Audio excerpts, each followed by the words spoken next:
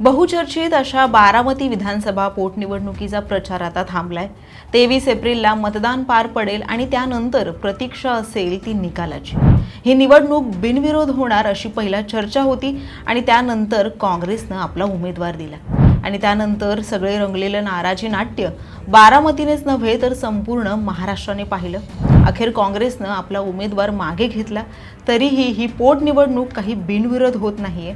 महाविकास आघाडीने पूर्णपणे सुनेत्रा पवार यांना आपला पाठिंबा दर्शवलाय, तर राष्ट्रवादी काँग्रेस अजित पवार गटानेही आपल्या प्रचारात कोणतीही कसर सोडलेली नाही। अनेक स्थानिकांच्या मते या निवडणुकीचा निकाल हा स्पष्ट आहे, मात्र प्रश्न आहे तो फक्त विजयाच्या मताधिक्याचा।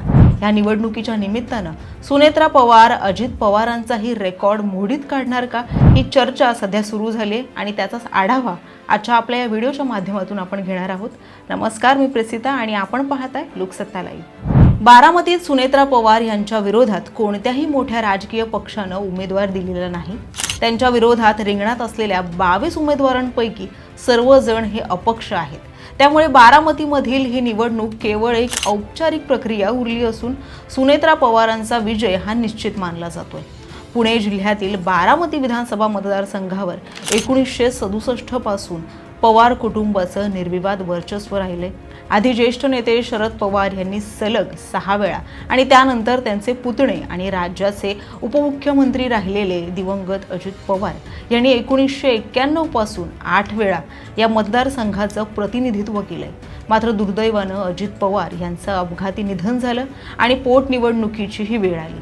3 दशकांपूर्वी 1991 मध्येच अजित पवार यांनी बारामती पोटनिवडणुकीतूनच विधानसभेत प्रवेश केला होता। त्यावेळी शरद पवार यांनी दिल्लीच्या राजकारणात जाण्याचा निर्णय घेतल्यानं त्यांनी आपली लोकसभेची जागा रिकामी केली होती। आज तोच इतिहास पुन्हा एकदा सुनेत्रा पवार यांच्या रूपानं घडताना दिसतोय। बारामतीतील राष्ट्रवादी काँग्रेसचे नेते किरण तावरे यांनी द इंडियन एक्सप्रेसला सांगितलं की अजितदादा स्वतःच्या प्रचारासाठी एक सुरुवातीला आणि एक शेवटच्या दिवशी अशा केवळ 2च सभा घ्यायचे। सुनेत्रा पवार यांनीही हीच परंपरा पाळली आणि उमेदवारी जाहीर झाल्यानंतर पहिली सभा त्यांनी 8 एप्रिलला घेतली आणि शेवटची म्हणजे दुसरी सभा ही 21 एप्रिलला त्यांनी घेतली। मात्र त्यांच्या शैलीत स्पष्ट फरक दिसून आला। जिथे अजित पवार हे आक्रमक आणि प्रभावी वक्तृत्वासाठी ओळखले जायचे, तिथे सुनेत्रा पवार अधिक संयमी आणि शांत दिसल्या। या सभेत व्यासपीठावर खासदार सुप्रिया सुळे यांची उपस्थिती हे सर्वांचंच लक्ष वेधून घेणारी ठरली। सुनेत्रा पवार यांना पाठिंबा देण्यासाठी त्या मंचावर उपस्थित होत्या।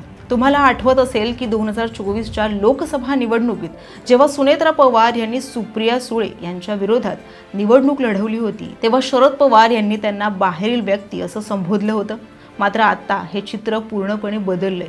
सुनेत्रा पवारांना मतदान करा असं आवाहन थेट शरद पवारांनी बारामतीकरांना केलंय।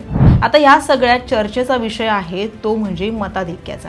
अजित पवार यांनी 1991च्या पोटनिवडणुकीत बारामती विधानसभा मतदारसंघात तब्बल 90.43% मतं मिळवली होती।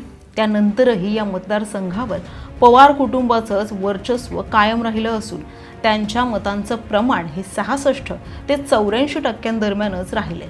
आजवरचा ह्या बारामती मतदारसंघातील मताधिक्याचा विक्रम अजित पवार यांच्याच नावावर आहे। 2019 मध्ये ते 1,65,265 मताधिक्यानं विजयी झाले होते। आता राष्ट्रवादी काँग्रेसमधील 2 गट मतभेद बाजूला ठेवून एकत्र आल्यानंतर सुनेत्रा पवार हा जुना विक्रम मोडीत काढणार का? अजितदादांनंतर बारामतीकर सुनेत्रा पवारांना सर्वाधिक मतदान करून वेगळा इतिहास घडवणार का? याकडे सर्वांचंच लक्ष लागलंय आणि याबद्दल तुमचं मत आम्हाला कमेंट बॉक्समध्ये नक्की कळवा। राजकीय घडामोडी संदर्भातील असेच अपडेट जाणून घेण्यासाठी लोकसत्ताच्या YouTube चॅनेलला सबस्क्राईब करा आणि पाहत रहा लोकसत्ता लाईव्ह।